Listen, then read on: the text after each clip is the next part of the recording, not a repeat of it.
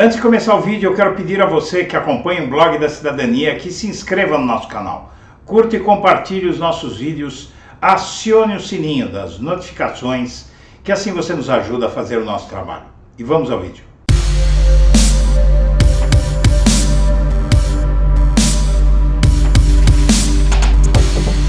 Bom dia, senhoras e senhores. Hoje é 27 de fevereiro de 2023, são 8 horas da manhã.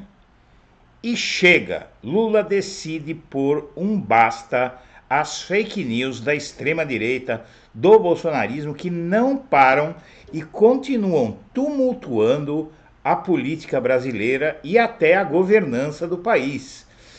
A regulação de mídias sociais, Flávio Dino, um dos ministros que vai agir, diz que Big Techs, ou seja, as redes sociais, Facebook, Twitter, Instagram, etc., foram irresponsáveis com ataques de 8 de janeiro.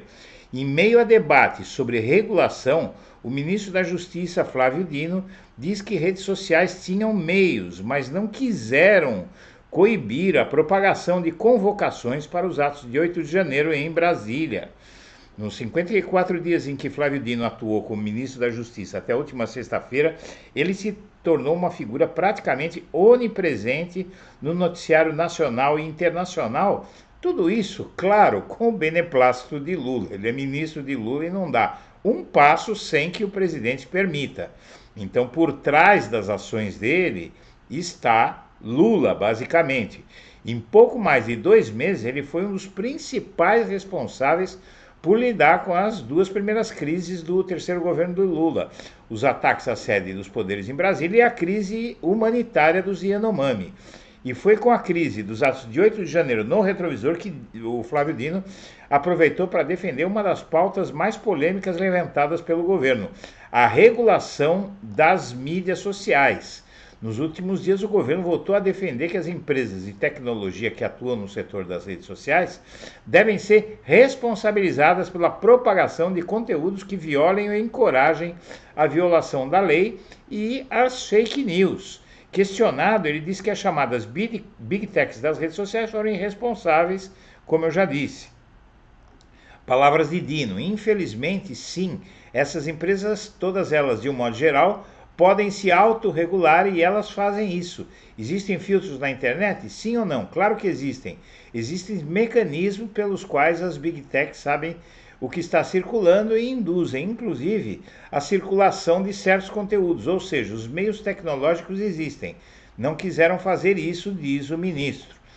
E aí, de outro lado, outro ministro do Lula, o Paulo Pimenta, da SECOM, obedece à mesma linha de atuação. Ele prega que a lei das fake news seja aprovada com urgência. O ministro da Secretaria de Comunicação Social defende a aprovação do texto que está no Congresso para combater notícias falsas e diz que a Justiça age de forma morosa para punir a desinformação e nega que o governo vai perseguir a opinião divergente, inclusive da oposição.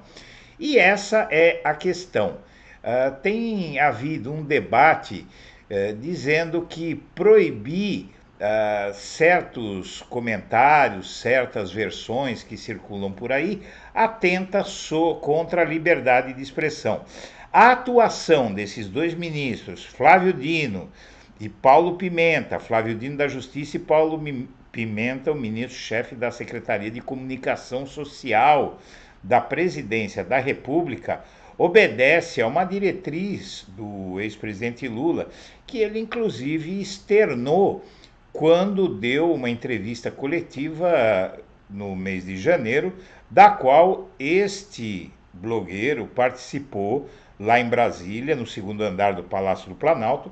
Lula disse claramente que não vai mais tolerar fake news e agora está demonstrado pelas palavras desses dois ministros que a paciência terminou de vez. Vem aí a lei das fake news, que vai inclusive englobar as redes sociais, Facebook, Instagram, Twitter, TikTok e o que mais for.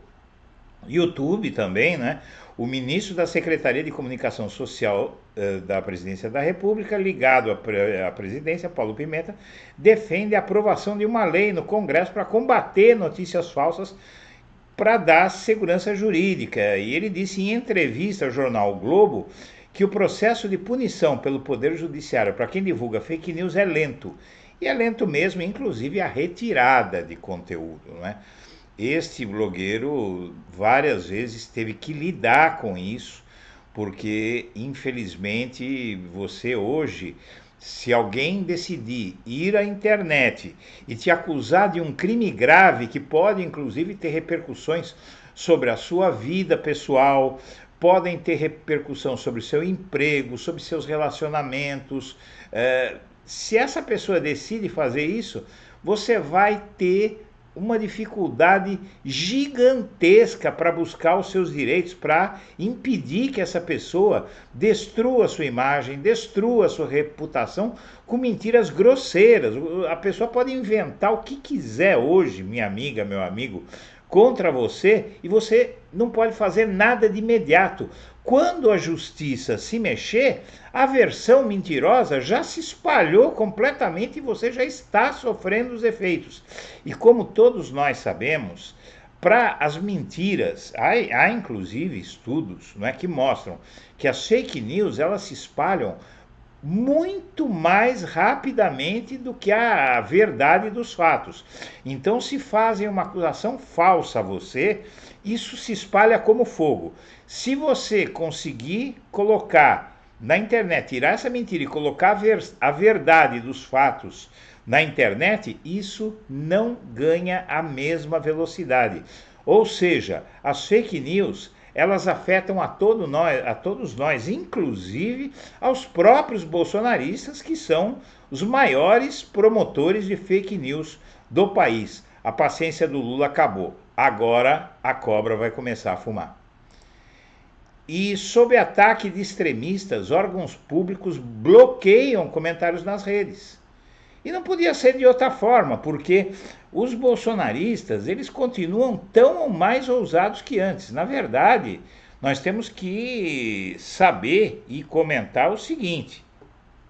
Veja bem, férias, carnaval, tudo isso veio soterrar, pelo menos naqueles que defendem a democracia, que apoiaram a eleição de Lula. Todos esses resolveram descansar da campanha eleitoral, foram para a praia, foram pular carnaval.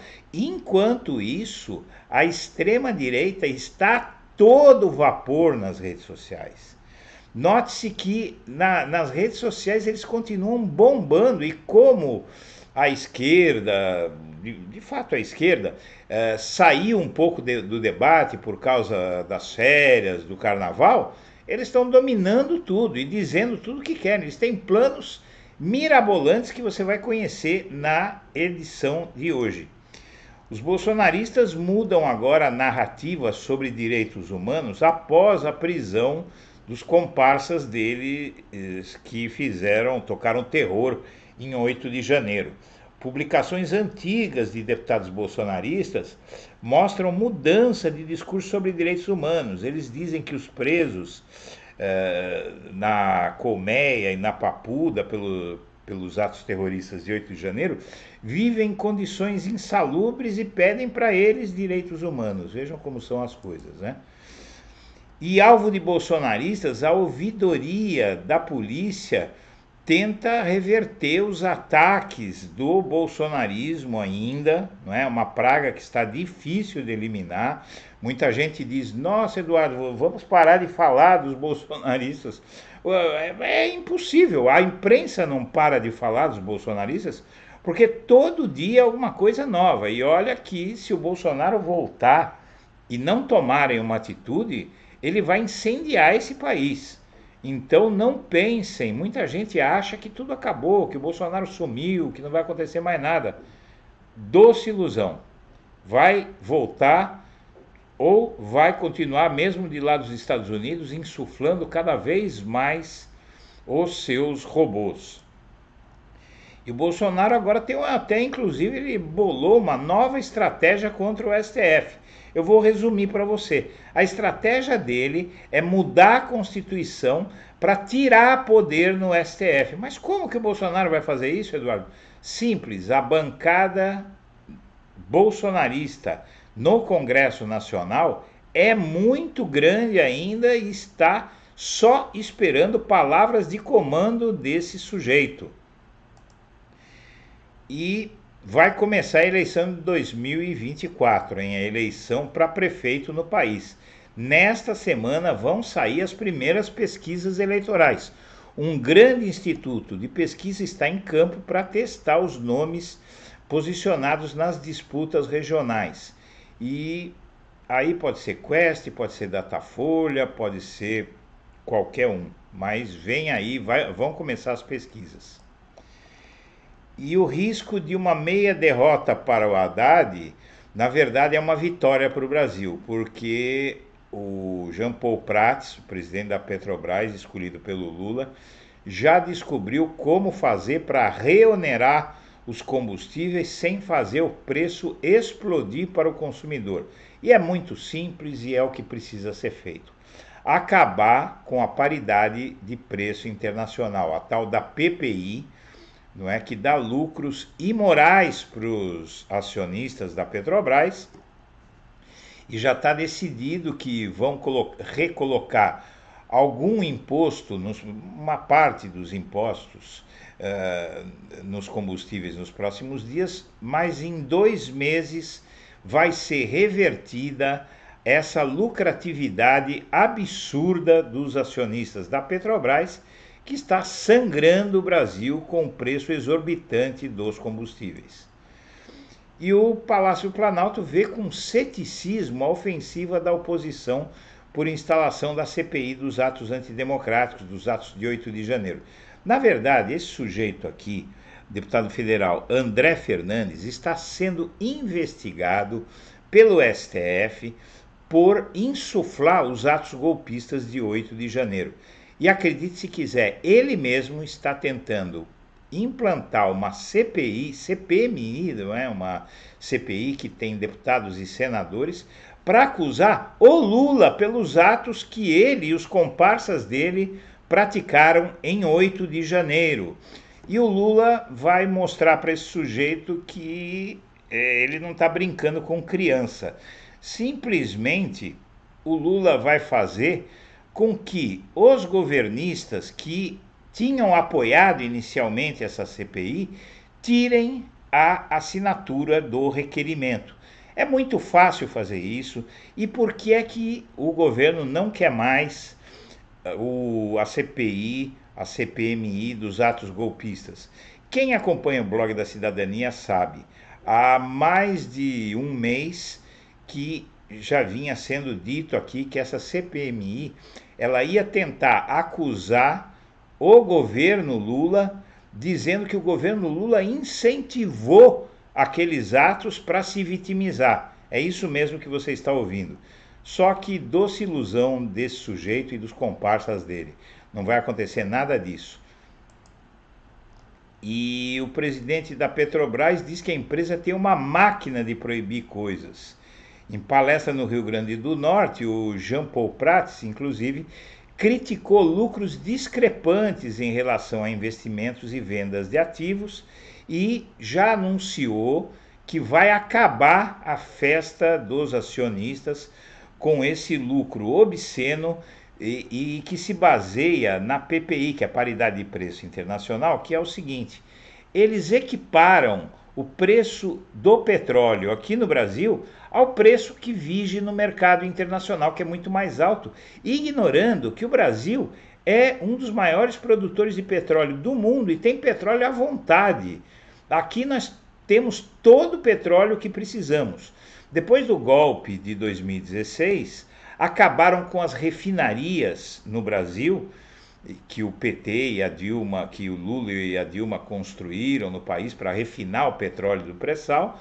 Os golpistas acabaram com as refinarias para mandar petróleo refinar fora do Brasil.